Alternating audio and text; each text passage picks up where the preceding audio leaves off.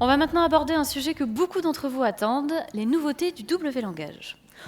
Aujourd'hui, on vous a préparé les meilleures avancées techniques de la version 20. Allez, on change de projet. Et première nouveauté, les procédures internes. Alors les procédures internes, c'est quoi? C'est tout simplement la déclaration d'une procédure dans une autre procédure ou dans un traitement. Regardez, ce traitement ici, il liste les fichiers d'un répertoire et il affiche les images dans un champ list-images. Alors le parcours du répertoire, il est fait ici avec la fonction W-langage flistFichier. FlistFichier, vous la connaissez, elle prend en paramètre une procédure qui sera rappelée dès qu'un fichier, pour chaque fichier trouvé. Et regardez, la procédure que je passe en paramètre, je l'ai définie juste en dessous. C'est une procédure interne. Alors procédure interne, 4 avantages principaux. Premier avantage, la lisibilité. Tout le code est visible immédiatement. Il n'y a pas besoin de jouer avec les F2 et les contrôles F2 entre la procédure et sa callback. Deuxième avantage, la souplesse. La procédure interne accède directement aux variables de la procédure qui la contient. Pas besoin de les passer en paramètres. Troisième avantage, la sécurité. Une procédure interne ne peut être appelée que depuis le traitement qui la déclare. Et quatrième avantage, enfin, la simplicité. Si je fais un copier-coller du code, j'aurai la callback avec, automatiquement. Les procédures internes, vous voyez, c'est très pratique. Deuxième nouveauté très puissante du W-langage, les tâches parallèles. Alors aujourd'hui, je vais vous présenter 2 cas d'utilisation différents de cette nouveauté. Premier cas d'utilisation des tâches parallèles, c'est bien sûr pour exécuter des tâches en parallèle. Sans déconner. T'as pas mieux comme explication parce que... Je le retente. Ouais, parce que là, enfonçage de porte ouverte... L'exécution donc, des tâches parallèles, concrètement, ça sert à aller plus vite. Mieux déjà. Deuxième cas d'utilisation, les tâches parallèles, ça sert à exécuter des tâches en tâches de fond, en parallèle, quoi. Manu, tu vas t'y mettre aussi ou... Bon, l'exécution en tâche de fond, en asynchrone, concrètement, ça sert à rendre vos IHM plus fluides. Allez, je vous montre le premier cas, celui pour aller plus vite. Alors, regardez ce traitement. Je l'ai extrait d'une application d'emailing. Il calcule tout un tas de statistiques sur chacune des adresses email de ma base. Alors, calculer toutes les statistiques sur une adresse, ça prend 1 seconde. Mais moi, dans ma base, j'ai 200 000 adresses. Donc, pour calculer les stats sur l'ensemble des adresses, ça prend 200 000 secondes. Alors, 200 000 secondes, si on divise par 60 pour passer en minutes, encore par 60 pour passer en heures, à peu de choses près, on doit être dans les 55 heures et 32 ou 33 minutes. Ça fait quand même 2 jours et demi de calcul. Eh bien, regardez, on peut aller 8 fois plus vite sans changer de machine.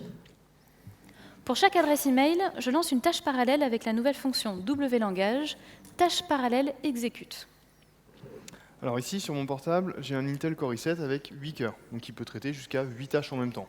Donc de 200 000 tours de boucle, je divise par 8, on va passer à 25 000 tours de boucle, donc du coup je divise le temps de traitement d'autant.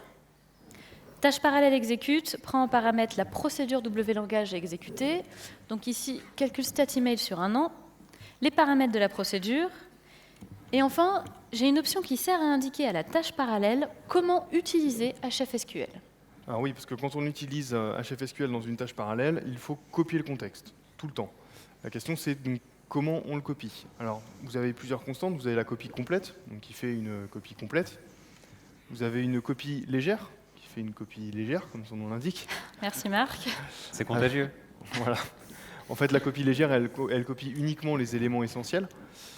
La copie différée, alors ça c'est un cas un peu particulier, c'est pour les cas où vous pensez ne pas avoir besoin de HFSQL. C'est-à-dire, en gros, il n'y aura pas de copie qui sera faite.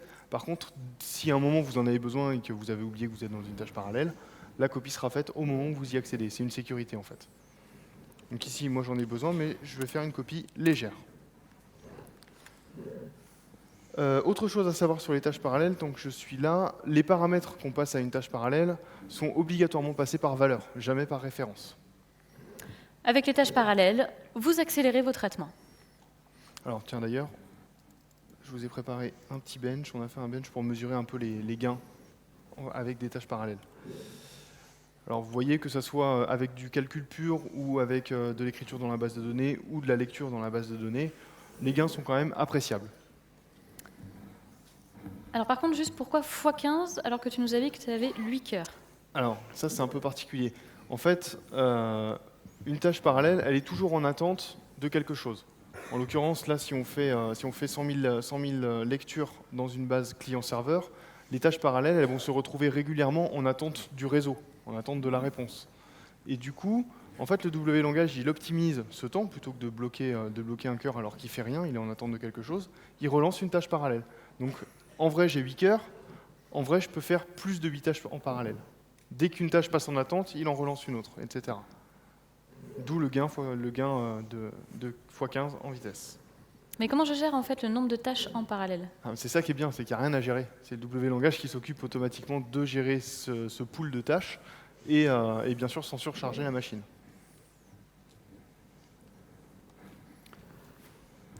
Alors je vous l'ai dit tout à l'heure, avec les tâches parallèles, vous pouvez aussi rendre vos applications plus réactives. Regardez. Hop. Dans cette fenêtre, j'ai un champ zone répétée. Ce champ, il affiche une liste de joueurs de foot américains avec leurs photos. Et la photo, elle est lue en temps réel sur Internet. Alors bien sûr, ça veut dire que pour chaque image, chaque joueur, l'application fait une requête sur Internet. Alors pour ne pas bloquer l'application pendant le chargement des images, eh bien, j'exécute la requête HTTP dans une tâche parallèle. Hop, je reviens en édition, je vous montre le code. Voilà. Donc ici, j'exécute la procédure récupère photo dans une tâche parallèle. Un truc à savoir, depuis une tâche parallèle, on ne peut pas accéder au champ de l'IHM. Donc du coup, vous le voyez ici, j'ai utilisé la procédure la fonction W-langage, execute thread principal pour afficher l'image directement dans la zone répétée. Donc la procédure affiche image va, elle, accéder à la zone répétée. Et c'est tout. Vous l'avez vu, les tâches parallèles, c'est vraiment facile à utiliser. Ça accélère vos traitements, ça fluidifie vos IHM. Quand vous y aurez goûté, vous ne pourrez plus vous en passer.